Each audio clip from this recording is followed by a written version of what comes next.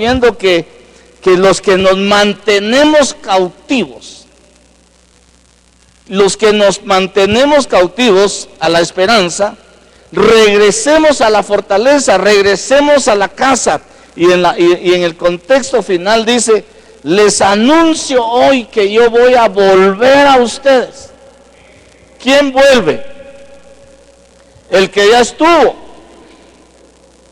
No puede regresar, no puede decir yo voy a volver si nunca he estado. Solo el Nito dice eso. Vos voy a ir, hoy me dieron ganas otra vez de ir a Europa. ¿Y cuándo fuiste a Europa? El año pasado también pensé que quería ir, dice, ¿verdad? Y no había ido, y quería volver a ir, dice, ¿verdad? Pero no había ido.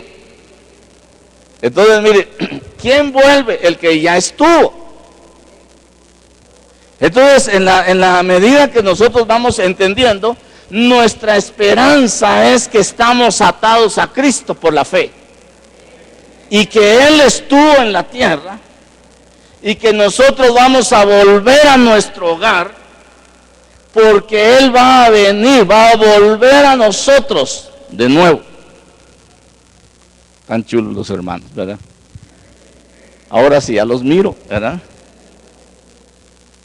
Gracias, hermanos amados. En familia se puede mejor.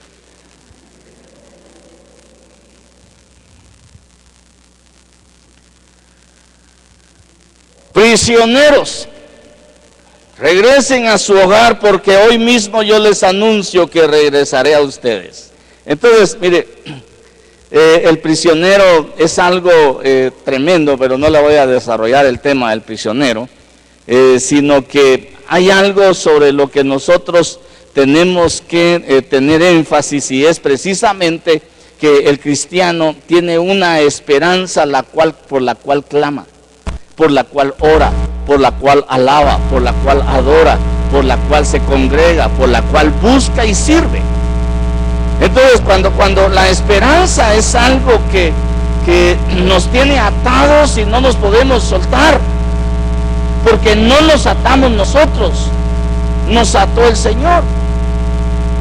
No estamos nosotros solamente por nuestra voluntad, no, sino porque nuestra voluntad es uno de los cordones que se une a la voluntad de Cristo y se une a la voluntad del Padre, y eso entrelazados generan una trenza, y ese es el fundamento de nuestra esperanza, la fusión de las tres voluntades que generan en nuestro corazón la seguridad, la certeza de que el plan de la voluntad de Dios es para hacerme bien. La certeza y la seguridad que el plan de que cumple Cristo a través de su vida sobre la tierra es para hacerme bien. Y que el unir mi voluntad a esas tres voluntades significa también para alcanzar el bien. Por eso el Salmo 23, en el último versículo, ¿qué dice?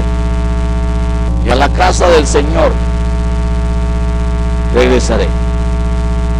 Pero hay un punto también que dice: el bien y la misericordia me seguirán, ¿qué dice? Todos los días. Porque ese bien y esa misericordia están fundamentadas. Mira, ahí está, mira, son chulos los hermanos, ahora están despiertos. Ciertamente el bien y la misericordia me seguirán todos los días de mi vida, y en la casa del Señor moraré por largos días. Ese moraré en la versión de las Américas tiene una llamadita y dice volveré, y a la casa del Señor volveré para morar eternamente. Entonces, cuando vemos ese versículo, no es más que entender los fundamentos de nuestra esperanza. Y al entender nuestros fundamentos de esperanza, es entender la fusión de tres voluntades: la del Padre, que hizo el plan para nosotros; la del Hijo, que cumple el plan de Dios para nosotros; y nuestra voluntad para poder aceptar ese plan. Eso me voy a entender. Y si le quitamos esto que hace tierra aquí, ¿han oído un ruidito que hace por ahí? O me agarro yo aquí porque me voy a desmayar, ¿verdad? Yo ya estoy oyendo zumbidos, ¿verdad? Entonces, mire, la oración, la alabanza, la adoración, la congregación, el anhelo, la lectura de la palabra, el devocional, todo lo que hacemos es en función de nuestra esperanza. El que no hace nada de lo que le estoy diciendo es porque no tiene esperanza. ¿Cuál es la esperanza suya? Si su esposa se llama Esperanza, mi esposa va a decir, ¿verdad? Pero no eso quiero decir. El profeta Jeremías tenía un tío que tenía un hijo que se llamaba Hanameel. Y Hanameel vendía un terreno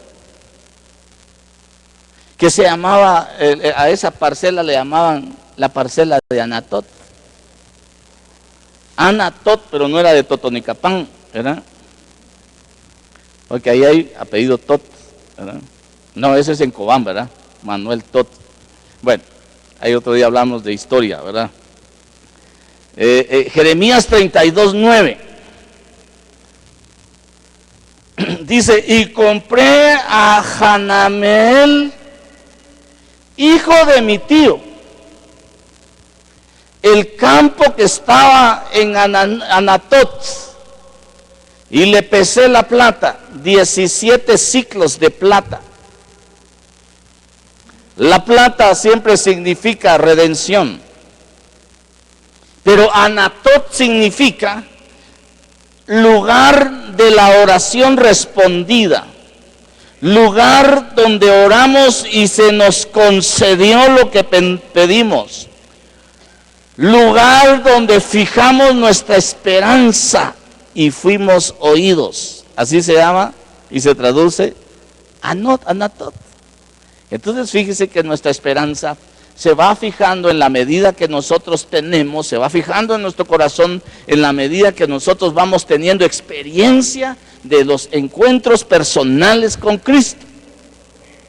En la medida que vamos entendiendo la palabra que se va revelando a nuestro corazón, en la medida que la palabra va surgiendo como algo entendible a nuestra capacidad de ver las cosas. Porque la esperanza que va produciendo la palabra mediante su fundamentación en nuestras vidas es algo que nos permite ver a nosotros que somos como una tierra que necesita ser labrada, necesita ser trabajada.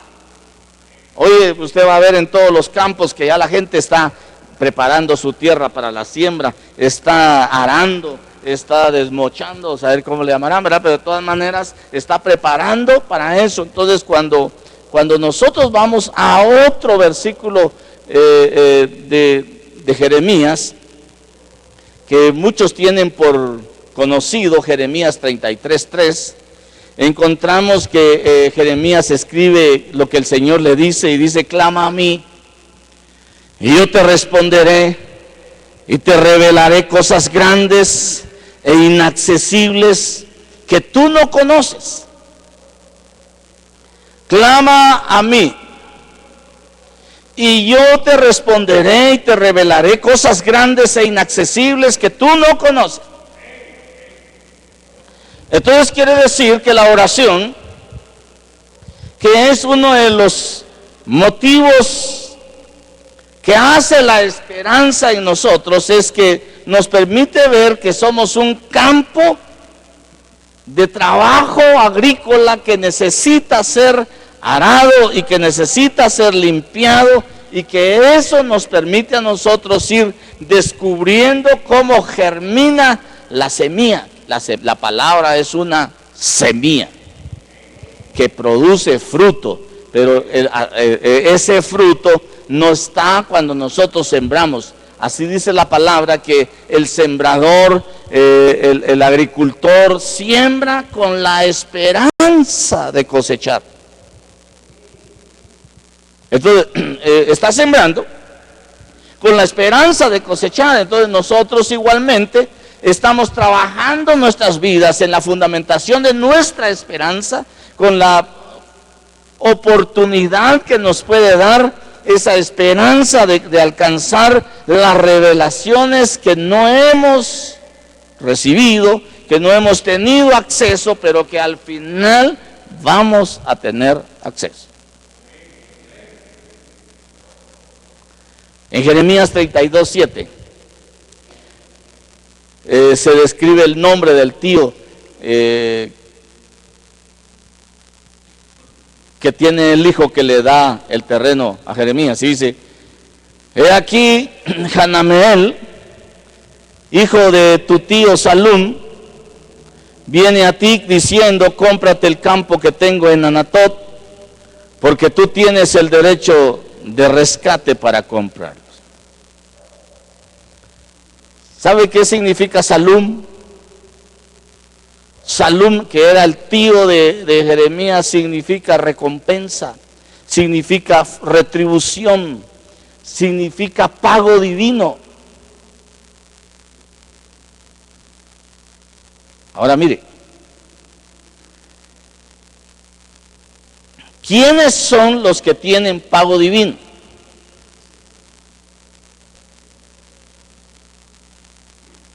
Si la oración, le dije que era Anatot, significa oración respondida.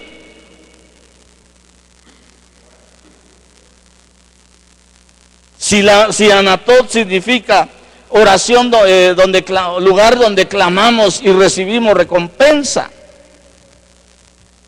Entonces cuando vamos y vemos, y dice: clama a mí y yo te voy a responder.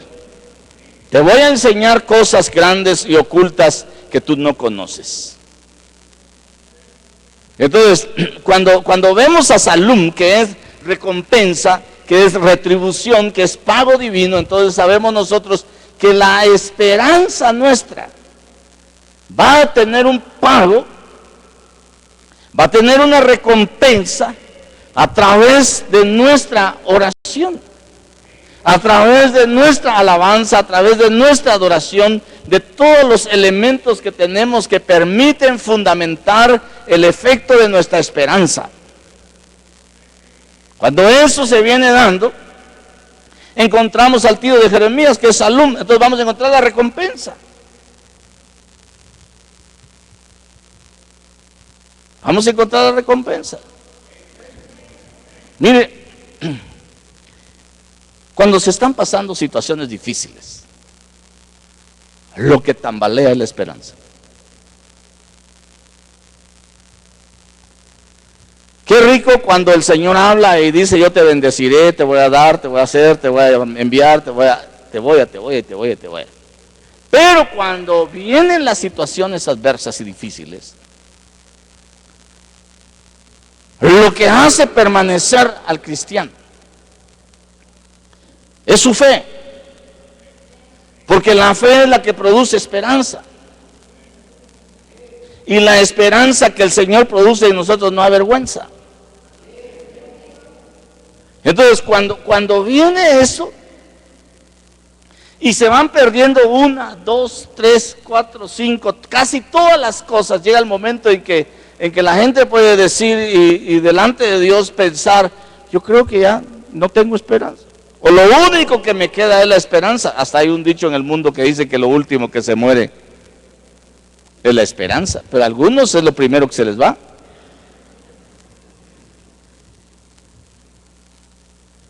Israel, se lo voy a plantear de esta otra forma: Israel había sido llevado cautivo, había perdido sus casas, habían perdido sus terrenos, habían perdido sus viñas, habían perdido su ganado, estaban realmente deshechos porque habían sido despojados de todo a causa de no oír, ni amar, ni honrar al Señor.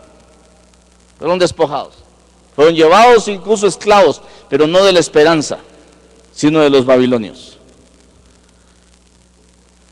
Y ellos, cuando el Señor los trae de regreso, tenían aquella incertidumbre, que el Señor les habla ahí en el capítulo 29, en el verso 11, y le dice el Señor a Jeremías: párate y diles que los planes que yo tengo acerca de ellos son para hacerles bien, porque yo sé los planes que tengo que tengo para vosotros, declara el Señor, planes de bienestar y no de calamidad, para daros un futuro y una esperanza. Entonces, venían desechos. Mire el verso 12.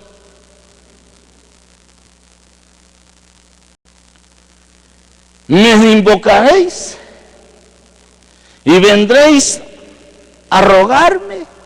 ¿Y qué dice? Y yo os escucharé. Porque en el momento en que la crisis, en que la situación adversa, difícil llega, y la esperanza empieza a tambalear, es cuando la gente piensa que ora y su oración se queda en el techo y no pasa. Es cuando la gente piensa que Dios ya no le oye y que ya no tiene en cuenta la petición del corazón. Porque han sido hechos esclavos de otras circunstancias, no han sido hechos esclavos de la esperanza que hay en Dios. Aquí Israel había sido hecho esclavo por Babilonia. Y lo habían explotado y lo habían despojado, habían perdido sus casas, habían perdido sus viñas, habían perdido su ganado, venían sin nada, de tal manera que el Señor les empieza a decir, miren, los planes que yo tengo acerca de ustedes son para hacerles bien y no hacerles mal. Son para prosperarlos y darles un futuro mejor. Ahora ustedes me van a invocar y yo los voy a escuchar. Porque cuando esa situación difícil llega, la gente piensa que Dios se olvidó y que no le oye más. Y eso no es más que el peso de la incertidumbre cuando hemos sido esclavizados por otras cosas.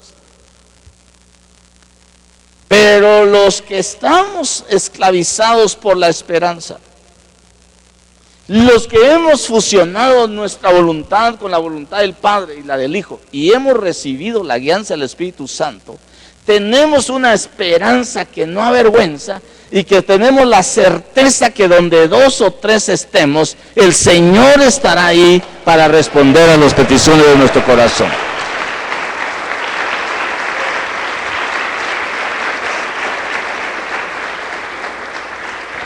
Definitivamente Israel estaba con incertidumbre y lo que Dios quería era devolverle la esperanza.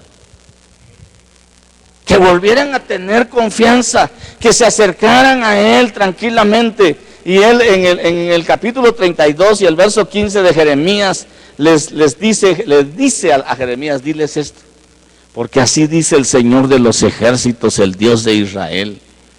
De nuevo se comprarán casas, campos y viñas en esta tierra. Es que lo habían perdido. Ahora el Señor les empieza a devolver la esperanza. Mire, ¿ha pasado usted alguna vez alguna circunstancia difícil?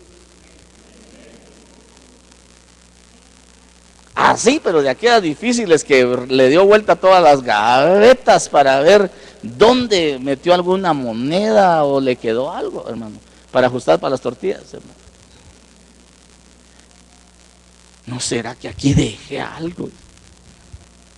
Y cabal aparece algo ahí.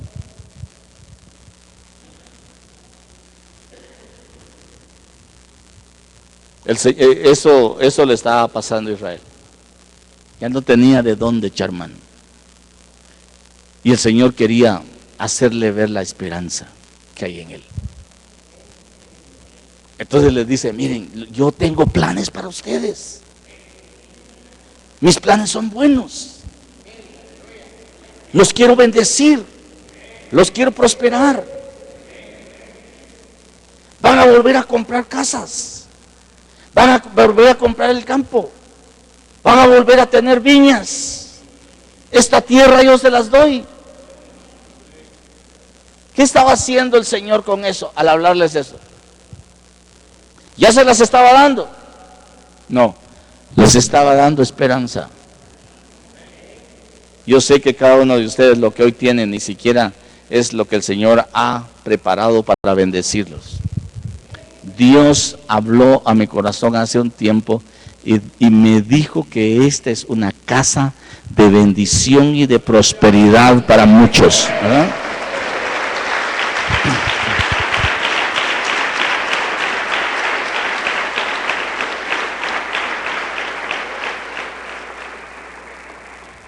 ¿Cuándo aprendemos a confiar en el Señor? Cuando tenemos esperanza. La gente que no tiene esperanza no puede confiar. Entonces, ¿qué era lo que el Señor estaba trabajando a través de Jeremías? Que le volvieran a confiar. Mire, lo que teníamos que trabajar era que Dios volviera a confiar en nosotros. Pero Dios en su misericordia estaba diciendo: tan lentos, no le atinan mis pobres hijitos. Les voy a volver a enseñar pues para que me tengan confianza. Y creo que el que no tiene confianza no tiene esperanza. El que confía, espera. No mucho lo convenzo, ¿ah? Job capítulo 11, verso 18.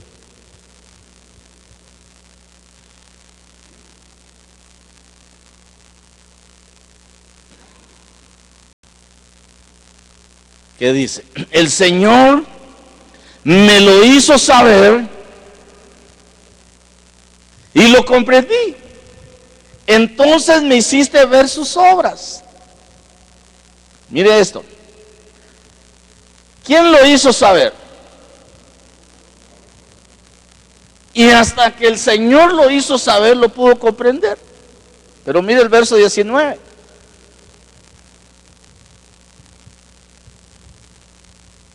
Pero yo era como un cordero manso llevado al matadero y no sabía que tramaban intrigas contra mí diciendo: destruyamos el árbol con su fruto y cortémoslo.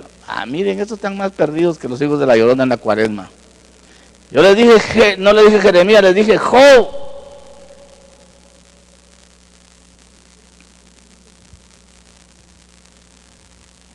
Y de suerte se parecía un poquito a Babel.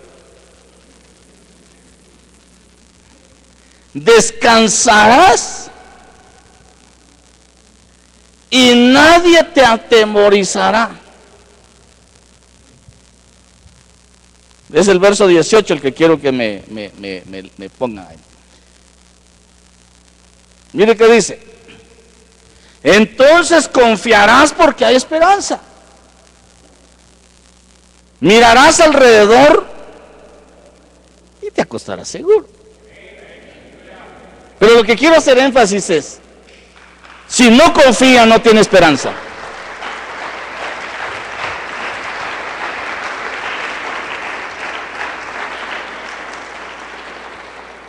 Si no confía, no tiene esperanza.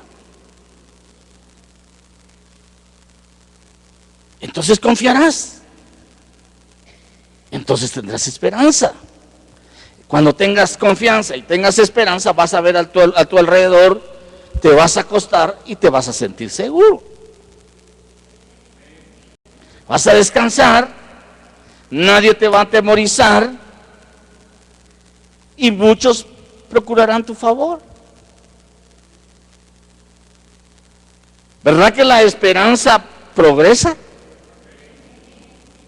Entonces la confianza atrae la esperanza.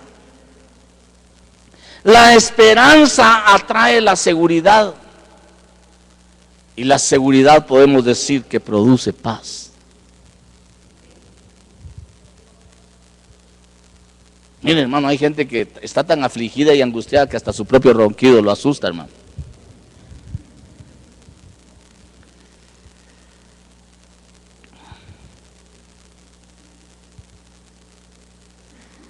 Mire que dice Lamentaciones 3. Hoy sí volvamos a otro libro, hermanos amados, a Lamentaciones capítulo 3. No me cambien los versículos ahí. Verso 21. Dice: esto traigo a mi corazón. Por esto tengo esperanza. Verso 22. Que las misericordias del Señor jamás terminan, pues nunca fallan sus bondades. Esa es una misericordia grande. Mire, volvámoslo a leer, hermano. Yo como no miro y está muy chiquita la letra, lo voy a agrandar aquí. Esto traigo a mi corazón. Por esto tengo esperanza.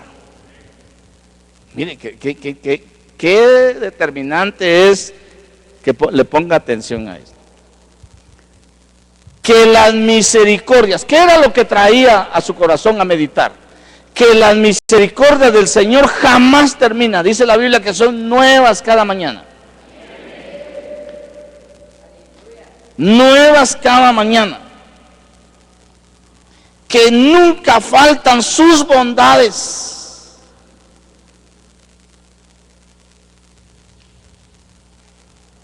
No me lo quiten, volvamos. Jamás terminan, pues nunca fallan sus bondades. Ahora vamos al verso siguiente. Son nuevas cada mañana. Está hablando de la misericordia. Ahora lo afirma, para que nosotros tengamos seguridad en nuestra esperanza. Grande es tu fidelidad. Grande es tu fidelidad.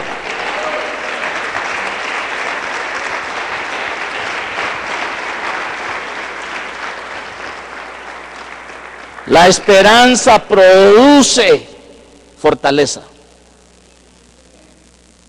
Y esa es una promesa que tenemos también en Isaías, que dice que los que esperamos a Jehová, nuevas fuerzas tendremos.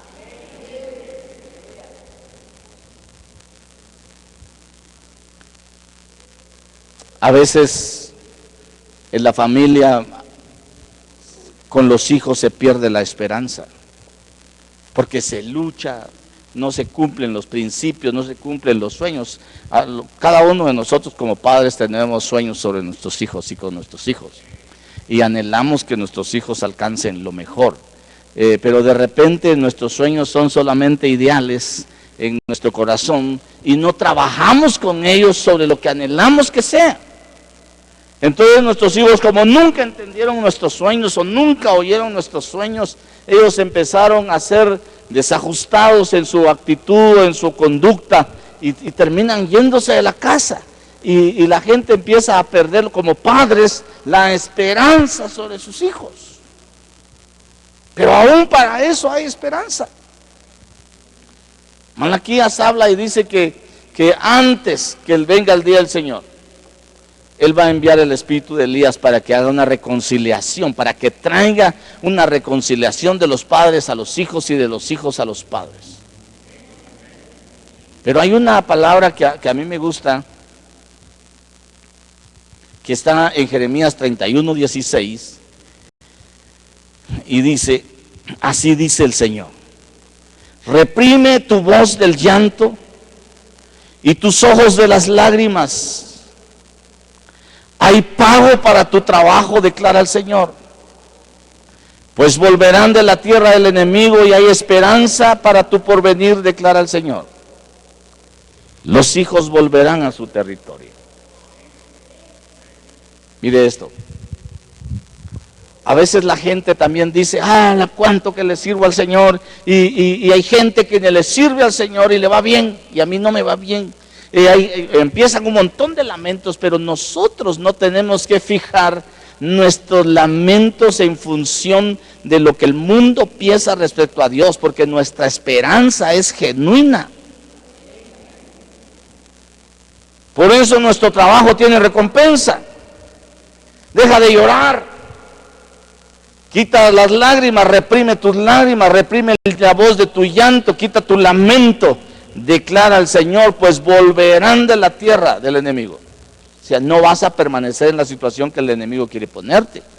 Vas a salir libre, porque hay esperanza para tu porvenir.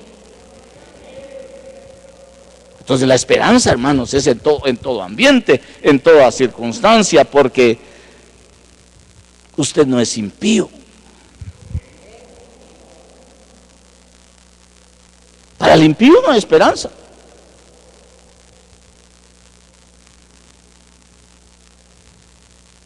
Cuando el Señor reclama el alma del impío, ¿qué hay?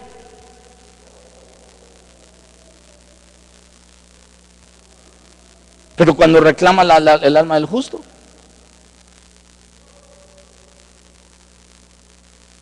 ¿quiere ver la diferencia? Job, capítulo 27, verso 8 dice: porque ¿cuál es la esperanza del impío cuando es cortado, cuando Dios reclama su alma?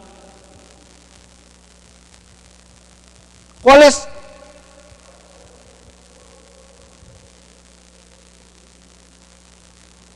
En el verso 9.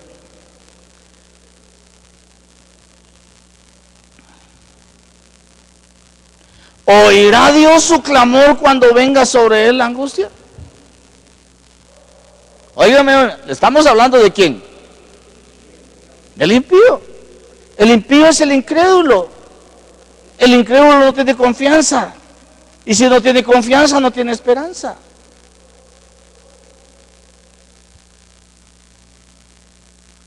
¿Lo va a oír Dios? Matzet Kotaj Kam Minti respuesta. No hay respuesta. No le va a responder el Señor.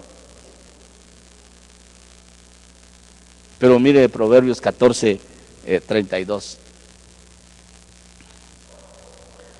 El impío es derribado por su maldad, pero el justo tiene un refugio cuando muere. ¿Quién tiene refugio? ¿El impío o el justo? El justo tiene esperanza. El justo tiene esperanza.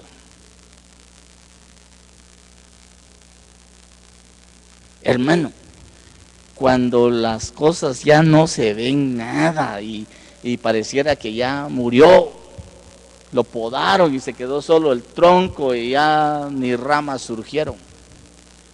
Hay una palabra del Señor que es bien linda ahí en Job capítulo 14, en el verso 7, y dice: porque hay esperanza para un árbol cuando es podado, cuando es cortado, que volverá a retoñar y sus renuevos no le faltarán. Cuando, aunque envejezcan sus raíces en la tierra y muera su tronco en el polvo, al olor del agua reverdecerá y como una planta joven echará renuevos. Bueno, ¿qué es eso? Esperanza. No, ya se terminó todo, ya ni se mira, ya ni... Pero la raíz, ahí está. Cuando la palabra cumpla su función, el agua, el olor del agua, lo va a hacer surgir. Y no le faltará su renuevo. Dice que nosotros somos árboles de justicia, ¿verdad? Entonces podemos decir que tenemos esperanza cuando estamos siendo podados.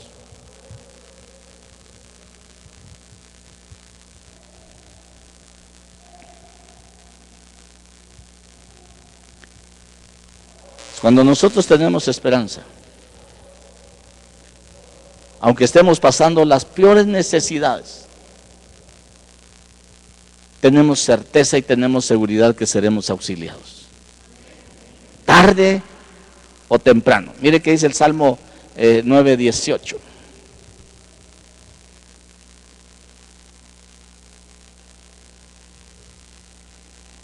Pues el necesitado no será olvidado para siempre, ni la esperanza de los afligidos perecerá eternamente.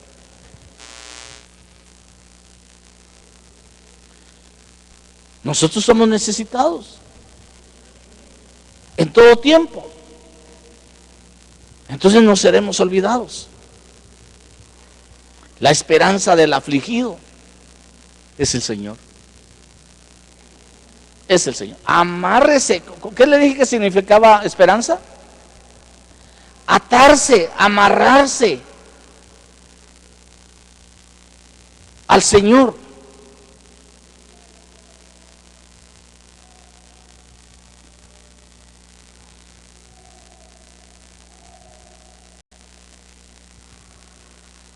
Una de las cosas que produce mucha o una firme esperanza en nosotros es el hecho de que Jesús viniera a la cruz del Calvario, pagara el precio por nosotros, nos muestre su gracia que es perdón de pecados y revelación de vida eterna, y que en ese fundamento nosotros tengamos la esperanza de la vida eterna. Cuando el apóstol Pablo le escribe a Tito en el capítulo 3 y en el verso 7, le dice, para que justificados por la gracia, seamos hechos herederos según la esperanza de la vida eterna. Para que justificados por su gracia, fuésemos hechos herederos según la esperanza de la vida eterna. ¿Cuántos tienen esperanza de vida eterna?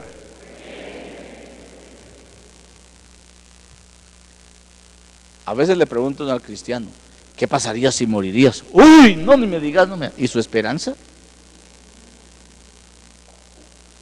¿Y la esperanza?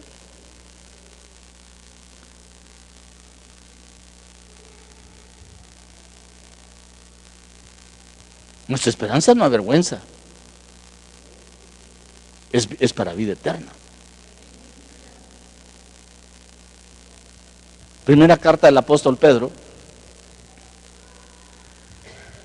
capítulo 1, verso 3 y verso 4 dice, bendito sea el Dios y Padre de nuestro Señor Jesucristo, quien según su gran misericordia nos ha hecho nacer de nuevo a una esperanza viva, mediante la resurrección de Jesucristo de entre los muertos, para obtener una herencia incorruptible, inmaculada y que no se marchitará, reservada en los cielos para nosotros. Ahora, ¿a qué nos hace renacer? A una esperanza viva.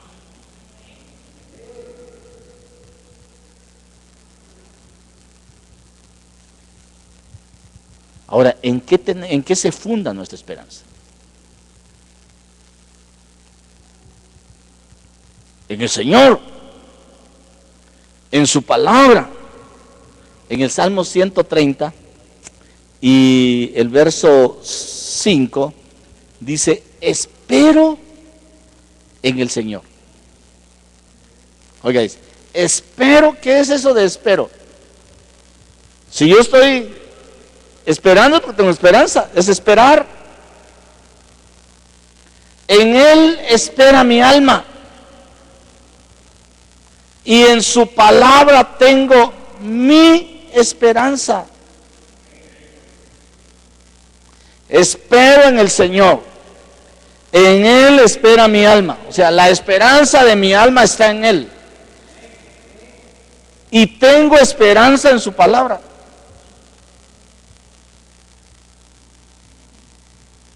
Entonces está en el Señor.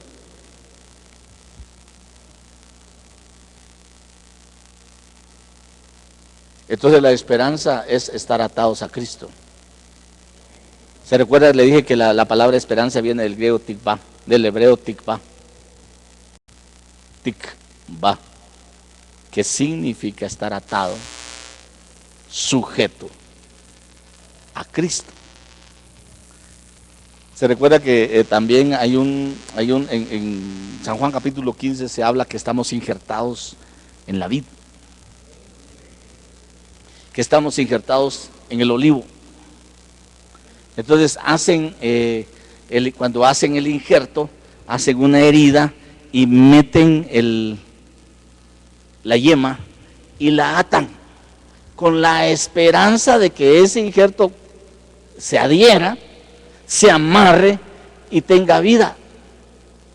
Entonces, si queremos entender la esperanza, es más o menos como eso, que dice que nosotros estamos injertados en Él para que nosotros tengamos vida por medio de Él y la esperanza es que tengamos la vida de Él que es eterna. Entonces nuestra esperanza no es un asunto de a ver qué cacho. a ver qué alcanzo. No, es de plenitud. Cuando el apóstol Pablo escribe acerca de la esperanza, hace una reflexión acerca de Abraham. Y él dice, el apóstol Pablo, que Abraham tuvo esperanza sobre esperanza. O sea, primero cuando tenía 75 años el Señor le habló que le iba a dar un heredero. Tenía la esperanza de que un día, y le llegó el heredero cuando él cumplió 100 años. Que un día le dijo, sentado en su tienda, empezó de plano a decirle al Señor, me dijiste que me ibas a dar un heredero, y yo ya miro mi cuerpo como que está puro cadáver y no tengo heredero. Me va a heredar este Damaseno que nació en mi casa, Eliezer, ¿verdad?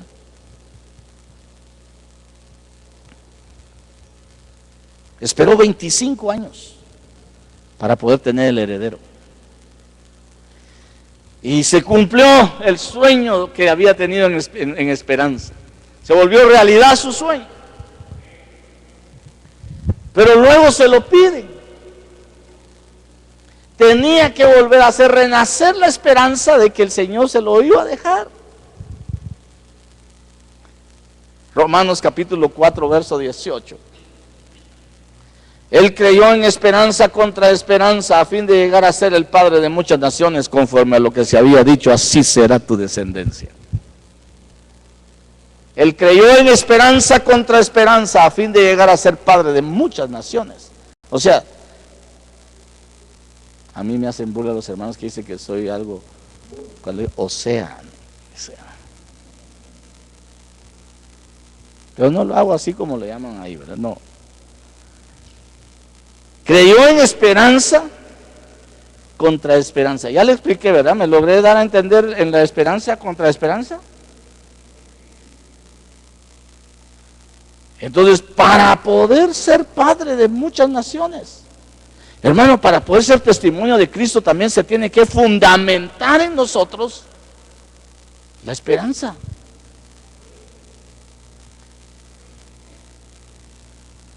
Nadie puede decir que tiene un gran testimonio si no nace de una esperanza viva, como dice Pedro.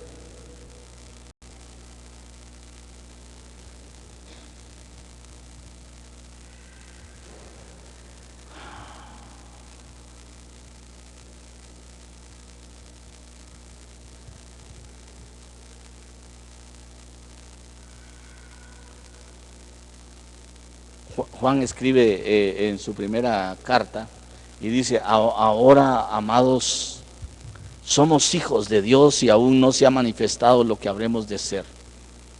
Pero sabemos que cuando Él se manifieste seremos semejantes a Él, porque le veremos como Él es. Y todo el que tiene esta esperanza puesta en Él se purifica a sí mismo, conociendo que Él es puro. Primera de Juan 3, 2 y 3.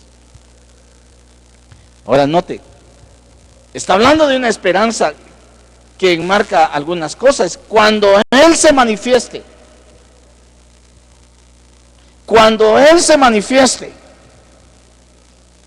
seremos semejantes a Él, porque le veremos como Él es. Esa es una esperanza. Cuando Él se manifieste, que se manifieste en su parucía, es nuestra esperanza. Para que seamos semejantes a Él.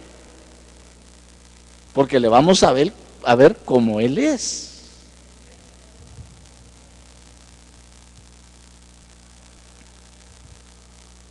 Mire, en Primera de Juan capítulo 3, en una versión de castellano, capítulo 3, verso 12, sí, amados, ahora somos hijos de Dios, pero todavía no se ha manifestado lo que después hayamos de ser.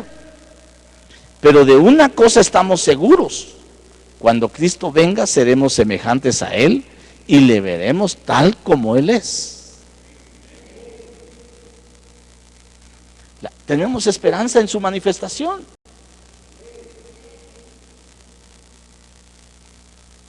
Tito 2:13 dice, ahora nos queda, esa es la Biblia latinoamericana la que le estoy leyendo, ahora nos queda agradar y aguardar la feliz esperanza, la manifestación gloriosa de nuestro magnífico Dios y Salvador Cristo Jesús. En esta versión de las Américas dice, aguardando la esperanza bienaventurada y la manifestación de la gloria de nuestro gran Dios y Salvador Cristo Jesús.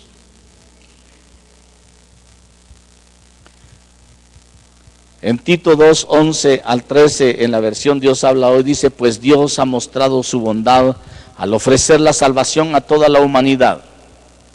Esa bondad de Dios nos enseña a renunciar a la maldad y a los deseos mundanos y a llevar en el tiempo presente una vida de buen juicio, con rectitud y con piedad, mientras llega el feliz cumplimiento de nuestra esperanza, el regreso glorioso de nuestro gran Dios y Salvador Jesucristo. Primera de Pedro 1:13, por si no lo convencí con ese. Dice, por tanto, ceñid los lomos de vuestro entendimiento, sed sobrios y esperad por completo en la gracia que se os traerá cuando Jesucristo sea manifestado. Mire pues, dice ahí, por tanto, ceñid vuestro entendimiento para la acción, sed sobrios en espíritu, poned vuestra esperanza completamente en la gracia que se os traerá en la revelación de Jesucristo. Usted va a decir, bueno, pero ¿y no me está explicando que la gracia ya está? Pues sí, pero hay una dimensión de gracia todavía que no hemos visto. O sea, la plenitud de la gracia no la hemos visto, pero se nos va a manifestar. Es una esperanza que tenemos que se nos manifieste cuando Él se manifieste.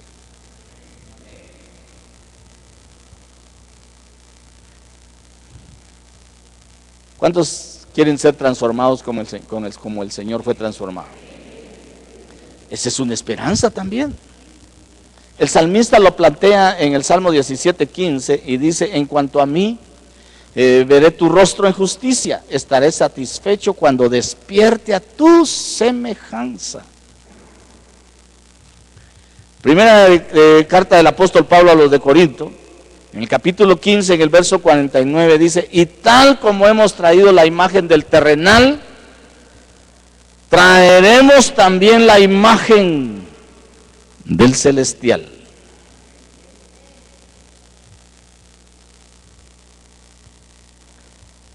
En la versión de lenguaje sencillo, primera carta del apóstol Pablo a los de Corinto, en el capítulo 13, en el verso 12, dice, ahora conocemos a Dios de manera no muy clara. Oiga cómo dice esta versión de lenguaje sencillo.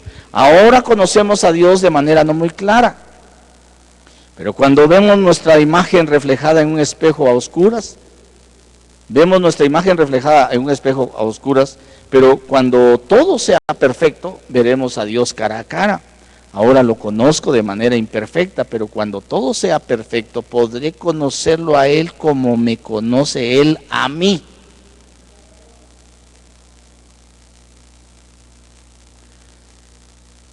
Muy bien, vamos a ir dejando ya por aquí, ¿verdad? Romanos 15:13 dice, y el Dios de la esperanza. ¿Se recuerda que le dije que el que empezó el plan fue Dios?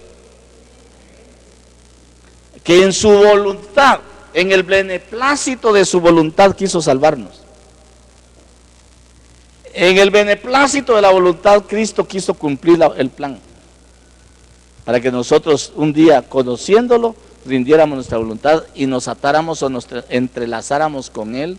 Entonces dice y el Dios de la esperanza os llene de todo gozo y paz en el creer, para que abundéis en la esperanza por el poder del Espíritu Santo. Romanos 15:13. Y el Dios de la esperanza El Dios que nos ata, que dio su voluntad y dio la voluntad del Hijo, para que nuestra voluntad se fusionara con Él y estuviésemos atados a esta esperanza, nos llene de gozo, de paz en el creer, para que abundemos en esperanza por el poder del Espíritu Santo. ¿Quiere que le lea otros versículos? De todas maneras hay tiempo hoy, ¿verdad? Si quieres, empiezo con el otro de una vez. No, solo voy a... Hebreos capítulo 6, verso 17 dice: por lo cual Dios, deseando mostrar más plenamente a los herederos de la promesa la inmutabilidad de su propósito, interpuso un juramento.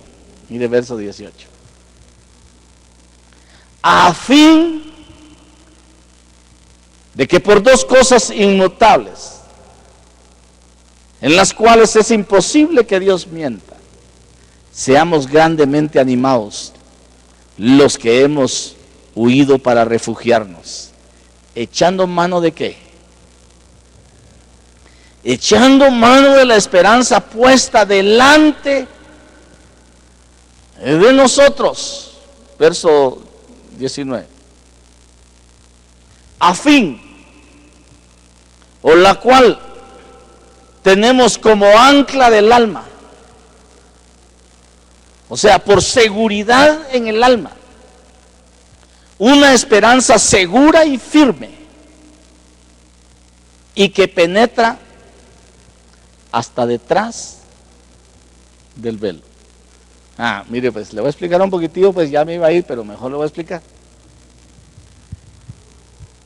Se lo voy a volver a leer, dice: por lo cual, deseando mostrar más plenamente a los herederos de la promesa la inmutabilidad de su propósito, interpuso un juramento a fin de que por dos cosas inmutables, en las cuales es imposible que Dios mienta, los que hemos buscado refugio, seamos grandemente animados para atarnos de la esperanza, agarrarnos de la esperanza, puesta delante de nosotros, la cual tenemos como seguridad en nuestra alma, una esperanza segura y firme que penetra hasta detrás del velo. Esto quiere decir que aunque si usted vive o muere, esa esperanza lo persigue. Si usted vive o muere, si vive, su esperanza es de ser transformado. Si muere, su esperanza es ser transformado, resucitado y transformado.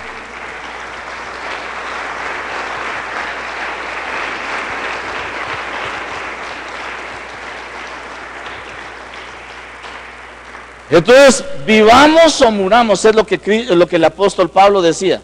Si vivimos, de Cristo somos. Si morimos, de Cristo somos. Vivamos o muramos, de Cristo somos. Entonces esa esperanza, si estamos en la tierra, vivos, nos produce a nosotros transformación.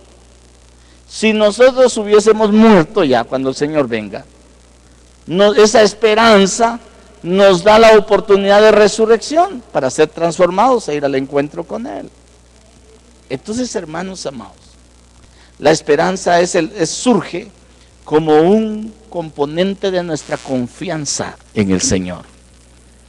La esperanza surge por creer en la palabra.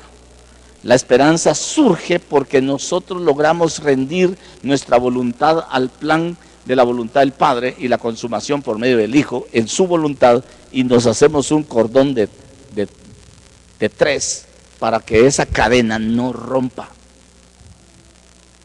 Entonces estamos nosotros en una esperanza que no avergüenza.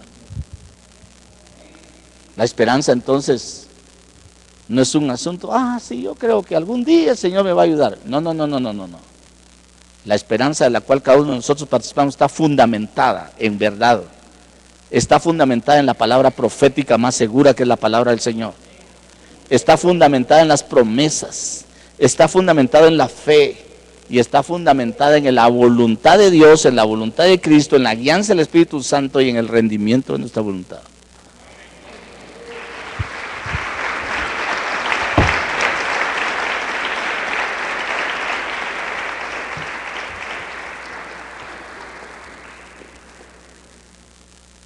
Dejémoslo aquí. Así que la esperanza alguna vez va a ser sacudida. Cuando nos llegan los momentos difíciles en los que tenemos que ver el propósito de Dios en nuestras vidas. Cuando las circunstancias adversas y difíciles llegan, entra un cuestionamiento en el alma. Y es cuando tiene que salir nuestra esperanza de gloria. Es cuando tenemos que visualizar que las cosas no son como nosotros las vemos, sino como las creemos que serán. Es lo que el apóstol, cuando afirma la esperanza, dice: no andamos por lo que vemos, sino por lo que creemos. Andamos por convicciones firmes que Él ha fundamentado a través de su palabra. Póngase de pie, vamos a orar. Vamos a orar.